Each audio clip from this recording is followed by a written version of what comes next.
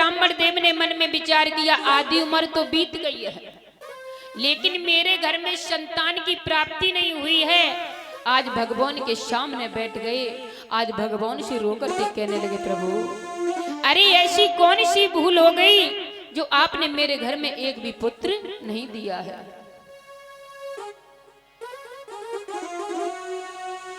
कि प्रभु तूने क्या नजरे डाली और मेरे भयो नाये को लाल।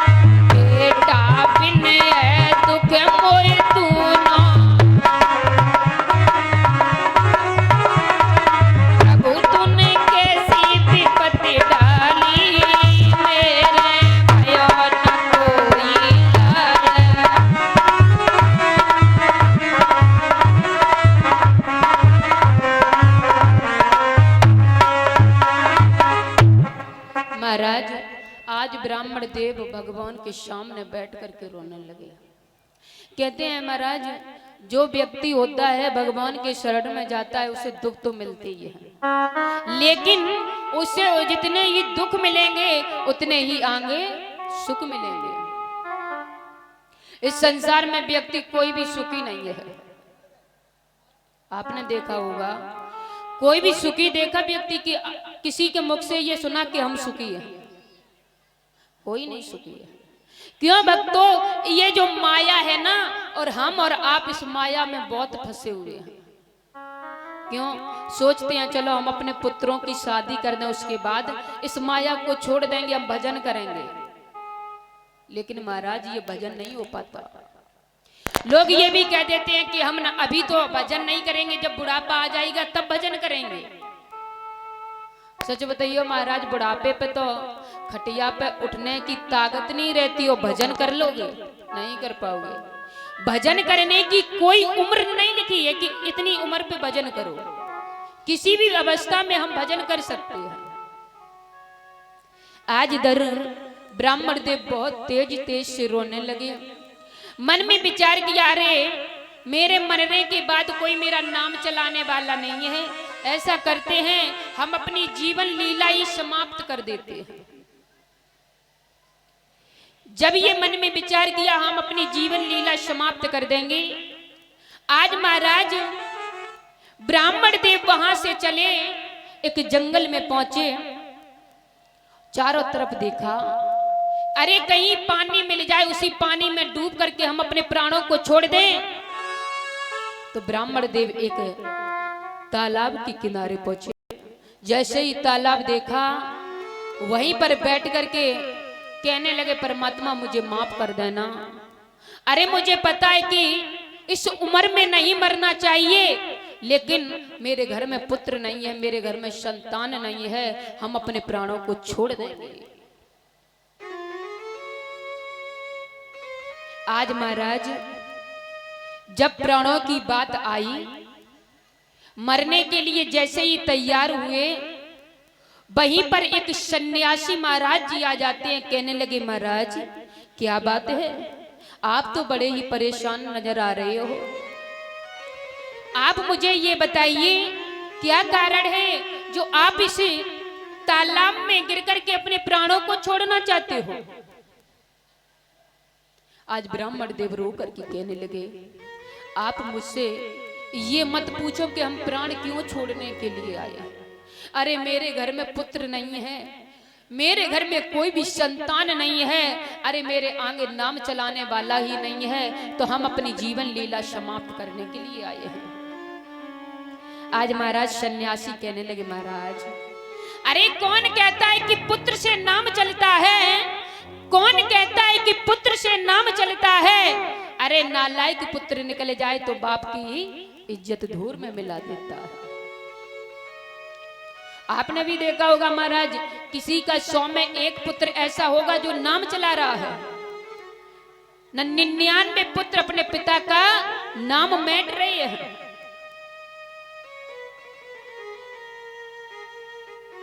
किसी के पुत्र ने सुख दिया, किसी की बहू आकर के घर में किसी माता को रोटी दी, नहीं देती है।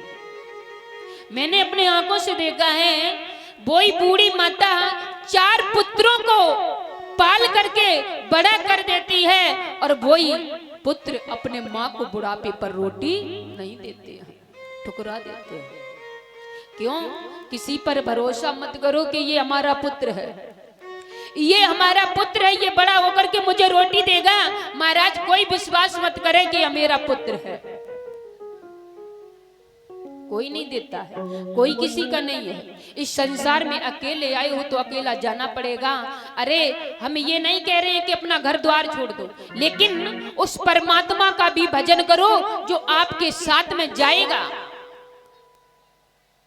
नहीं तो आप यहाँ की बैंक भरते रहो, कमा कमा करके यहाँ की बैंक भरो, उस परमात्मा का ध्यान ही नहीं है।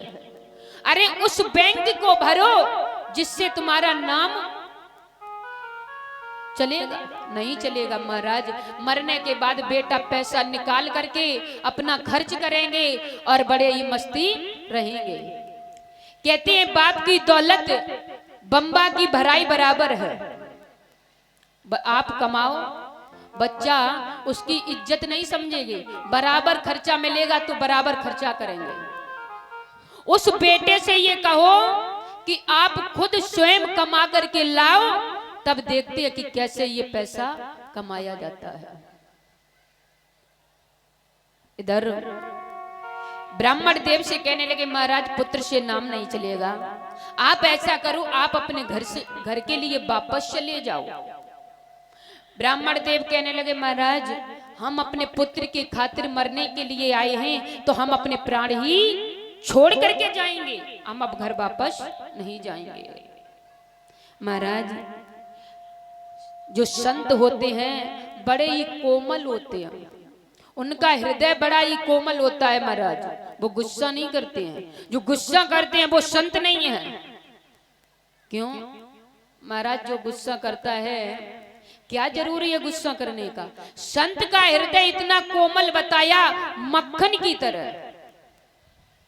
आज महाराज सन्यासी महाराज ने एक फल लिया, फल लेकर के ब्राह्मण देवता को दिया, कहा कि ये ब्राह्मण देवता आप अपनी पत्नी को ये फल खिला देना तो तुम्हारे घर में पुत्र की प्राप्ति हो जाएगी। आपके घर में बड़ा ही सुंदर पुत्र की प्राप्ति होगी, आप इस फल को ले जाओ। आज ब्राह्मण देवता उस फल को लेकर के अपनी पत्नी के पास आए। जब अपनी पत्नी के पास आए, अपनी पत्नी से कहा देखो ये फल लेकर के हम आए हैं, इस फल को तुम खा लो तो हर के घर में बड़ा ही सुंदर पुत्र का जन्म होगा। जैसे ही धुनली ने ये बात सुनी कि पुत्र होगा, आज धुनली मन में विचार करने लगी अरे ये फल हम नहीं खाएंगे। क्यों? 9 महीना तक कौन इतनी पीड़ा झेलेगी और 9 महीना तक कौन इतने कष्ट करेंगे। अरे 9 महीना तक हम पे ये काम नहीं होगा, इस फल को हम नहीं खाएंगे। मन में विचार कर रही है।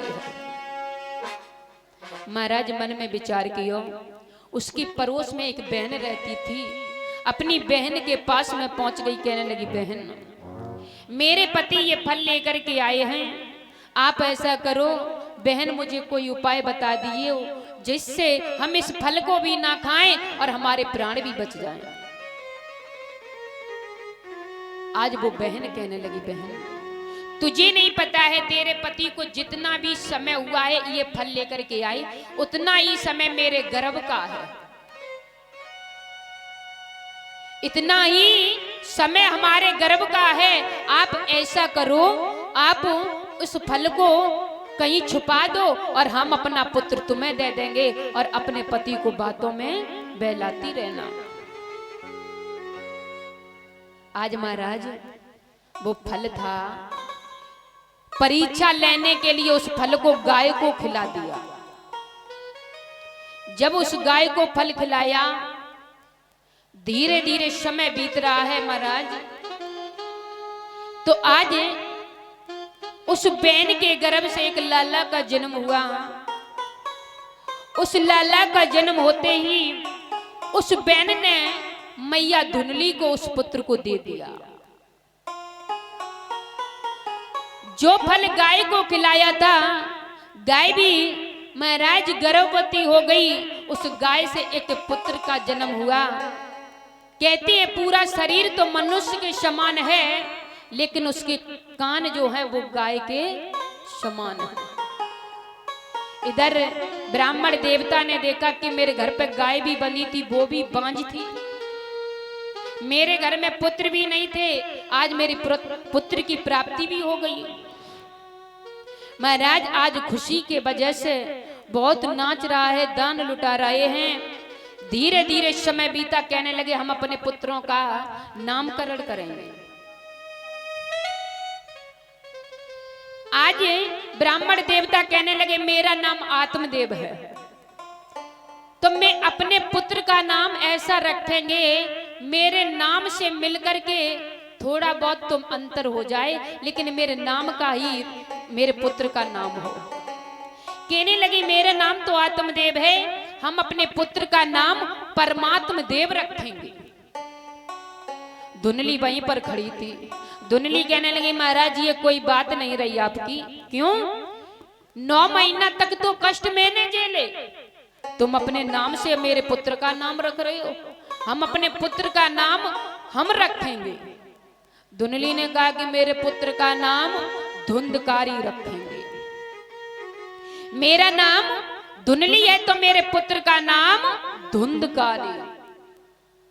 देखो महाराज नाम भी, और आपने भी देखे होंगे आजकल के बच्चों के नाम, किसी का नाम, पुराने नाम बहुत अच्छे हैं, भगवान के नाम से मिलकर के रखते हैं,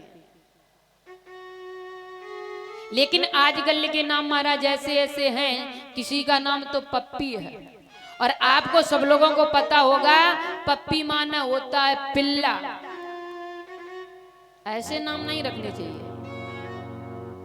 आज जो गाय से पुत्र की प्राप्ति हुई, उस पुत्र का नाम रख दिया गौकर्ण। धीरे धीरे समय बीता,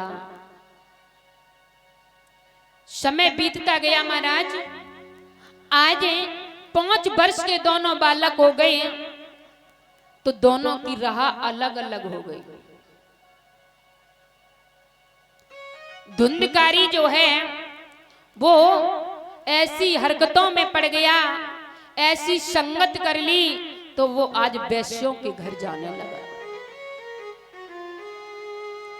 जब धुंधकारी वैश्यों के घर जाने लगा, और जो गौकर्ण था महाराज, वो आज सुबह से शाम तक भगवान का भजन करता है, प्रभु के ध्यान में बैठा रहता है, लेकिन ये नीच धुंधकारी वैश्यों की संगत में पड़ गया।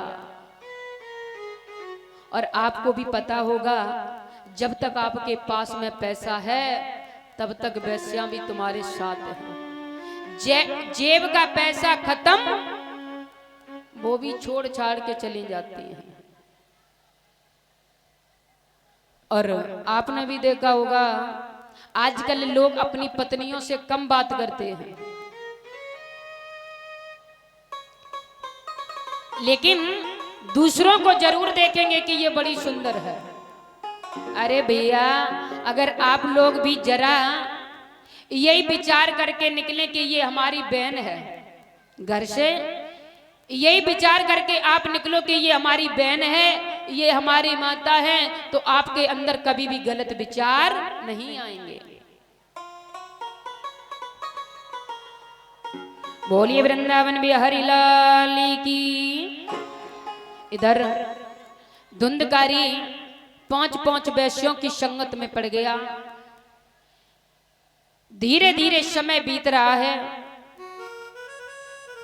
ब्राह्मण देव को पता चला कि हमारा पुत्र जो है नीच हरकतें करने लगा। और महाराज सच बात तो यही है, संगत का बहुत बड़ा असर पड़ता है।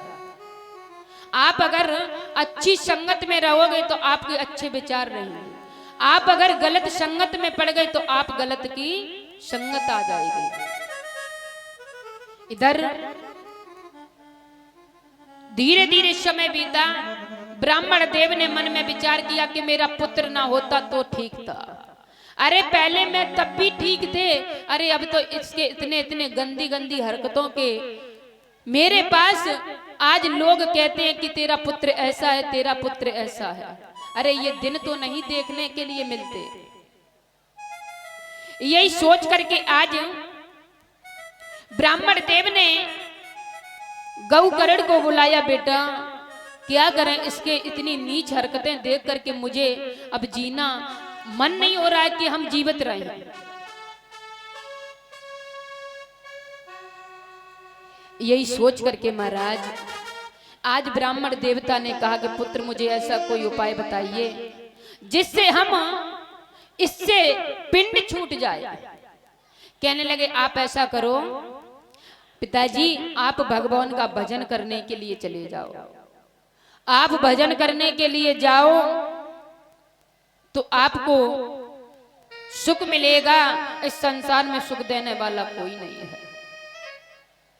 महाराज आज वो ब्राह्मण देवता चले जाते हैं, भगवान का भजन करते रहे। इधर धुंधकारी ने देखा कि घर पे मां है और मां से कहने लगा, मैया तूने जितना भी धन और दौलत छुपा करके रखी, अरे वो सब मुझे दे दे,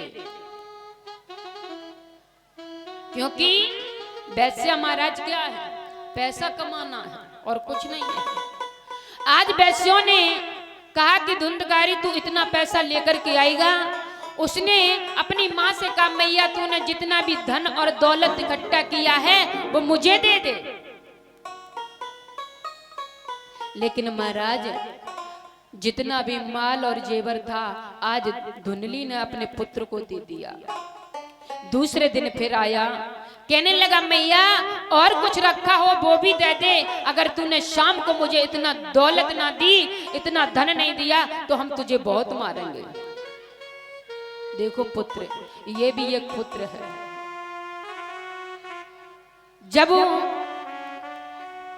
धुंधली ने कहा कि पुत्र अभी मुझे मालूम नहीं है कि मैंने कहां पर क्या छुपा करके रखा, आप ऐसा करो शाम को आना, हम शाम को तुझे सारी जितना भी माल जेवर होगा तुझे शाम को सब कुछ दे देंगे।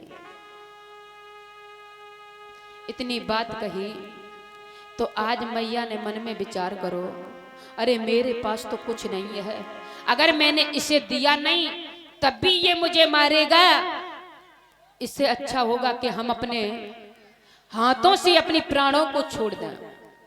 मैया ने जाकर के एक कुआं में अपने प्राणों को छोड़ दिया।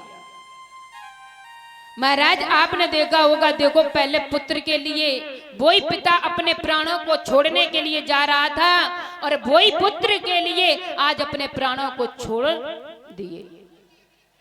बारे पुत्र इधर प्राणों को छोड़ दिए। आज धुंधकारी ने देखा कि घर पे कोई नहीं है, 5-5 वैश्यों को ले आया, अपने घर पे रख लिया।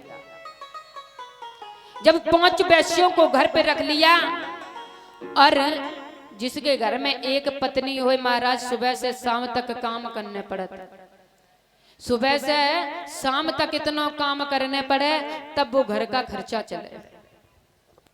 लेकिन धुंधकारी ने एक एक नहीं 5-5 वैश्यन की संगत की, 5-5 वैश्या महाराज रख ली। और तो ये बताइए महाराज परिचित जी, तो उसका 5-5 का खर्चा कौन से आएगा, घर से तो काम चले ना। धुंधकारी ने आज चोरी करना प्रारंभ कर दिया, बन गई चोर। जब चोरी करनी प्रारंभ की महाराज, चोरी कर करके धन इकट्ठा किया, जब धन इकट्ठा होने लगा तो वैश्यों ने मन में विचार करो, बहन देख ले इसके पास तो कुछ नहीं रहा, देखो इसके पास कुछ नहीं रहा, किसी दिन ये पकड़ा जाएगा क्योंकि चोरी करता है, जब पकड़ा जाएगा तो पुलिस इसे लेने के लिए आएगी, तो साथ में हम और आप भी चलोगे। ऐसा करते हैं, इस धुंधकारी को खत्म कर देते हैं। उनने पांचों ने विचार कर लिया। जब पांचों का ये विचार हुआ, जैसे ही धुंधकारी घर पे आया, वैश्यों ने उसे इतनी मदिरा पिला रखी, उसे होश नहीं है। आज धुंधकारी उस शराब के नशे में इतना धुत हो गया, उसे इतना भी पता नहीं है कि हम लेटे कहां पर हैं। वैश्यों ने चारपाई से कसकर के महाराज उस धुंधकारी को खत्म कर दिया। जब धुंधकारी मर गया, वैश्यों ने जितना भी माल जेवर था साथ में लिया और कहने लगे कि ऐसा करते हैं, इसको यहीं पर गाड़ देते हैं। धुंधकारी को उसी घर में दफना दिया और वैश्या माल जेवर लेकर के फरार हो गई। जब वैश्या फरार हो गई, इधर गौकर्ण ने देखा कि मेरा भाई दिखाई नहीं देता है, पता नहीं। लोगों ने बताया कि महाराज आपका भाई इतनी नीच हरकतों में पड़ गया, वैश्यों की संगत में पड़ गया, तो उसी वैश्यों ने उनको खत्म कर दिया। आप ऐसा करो, आपका भाई मारा गया, आप अपने भाई को अगर शांत रखना चाहते हो, अगर उसकी आत्मा को शांत करना चाहते हो, तो आप ऐसा करो, इसके लिए कुछ पुण्य दान कर दो, और अपने भाई का सुख प्राप्त करना चाहते हो तो उसको गंगा स्नान भी करवा दीजिए। और महाराज हम और आप भी गंगा स्नान करवाते हैं मरने के बाद, और गंगा स्नान भी करवाते हैं। और आपने देखा होगा श्राद्ध बोलते हैं, वो भी खूब कौओं को खिलाते हैं। जियत पे तो बाप को पानी भी नहीं पूछते हैं, जियत पे किसी को ये भी नहीं है कि पानी दे दे, लेकिन मरे पे खूब गंगा नहावे और खूब कौन को खिलावे। और जो जिंदा पे कर लेते तो नहीं करते। इधर धीरे धीरे समय बीता, गौकर्ण अपने घर पे आया, तो गौकर्ण ने जैसे ही गेट खोला तो धुंधकारी आज भूत बन गया। कहीं भैंसा के रूप में आ जाता है, कहीं बकरा के रूप में आ जाता है। जैसे ही गौकर्ण ने देखा, कहने लगा भैया तू कौन है, तू इतने रूप बदल बदल के मेरे सामने आ रहा है। कहने लगा मैं धुंधकारी हूं भैया, मेरी नीच हरकतों के कारण आज मुझे ये प्रेत बनना पड़ा। अच्छा तो भैया तेरी अभी मुक्ति नहीं हुई? कहने लगे भैया अभी तो मुक्ति नहीं हुई। अरे मैंने तेरे लिए दान पुण्य किया, पिंड दान कराए, लेकिन तुझे मुक्ति क्यों नहीं मिली? कहने लगे भैया पता नहीं क्यों नहीं मिली। आज गौकर्ण ने सूर्य भगवान का ध्यान किया, सूर्य भगवान का ध्यान करते और सूर्य भगवान प्रकट हुए। आज सूर्य भगवान से कहने लगे गुरुदेव आप मुझे ये बताइए मेरी भाई की मुक्ति क्यों नहीं हुई? सूर्य भगवान कहने लगे बेटा तेरे भाई की मुक्ति इसलिए नहीं हुई क्योंकि ये एक प्रेत है।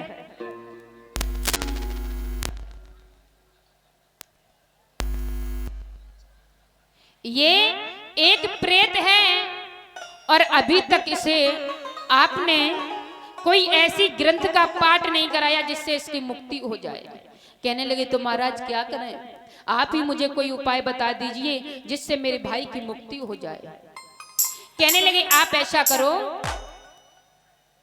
आप अपने भाई को ये श्रीमद् भागवत कथा को श्रवण कराओ तो आपके भाई की मुक्ति हो जाएगी। और महाराज गौकर्ण ने इतनी बात सुनी, बड़े ही विधि विधान से आज कथा का आयोजन रखा। और आपने भी देखा होगा जब कथा होती है 7 गांठ का काला झंडा उत्तर दिशा में लगा होता है, क्योंकि धुंधकारी एक प्रेत था। और प्रेत तो महाराज पंडाल में बैठ करके कथा तो नहीं सुन सकता। ये मनुष्य इतना अच्छी योनि बताई है जो पंडाल में बैठ करके भगवान का संकीर्तन करता है और सत्संग की ये आनंद लेता है। लेकिन आज उत्तर दिशा में एक 7 गांठ का झंडा लगवा दिया काला, और धुंधकारी से कहा कि भैया तू एक प्रेत है, तू कहां पर पंडाल में बैठ करके कथा सुनेगा। आप ऐसा करो, इसी 7 गांठ के बांस में बैठ करके कथा सुनो। आज धुंधकारी उसी गांठ 7 बांस वाले उसी में बैठ करके कथा श्रवण करने लगा। पहले दिन की कथा सुनी महाराज, एक गांठ फट गई। दूसरे दिन की कथा श्रवण की तो 2 गांठें फट गईं। ऐसे ही बारी बारी करके 7 दिन की कथा सुनने से आज धुंधकारी का उद्धार हो गया। बोली वृंदावन बिहारी लाल की। एक भगवान का संकीर्तन बोलेंगे, उसके बाद पावनमयी कथा में प्रवेश करेंगे।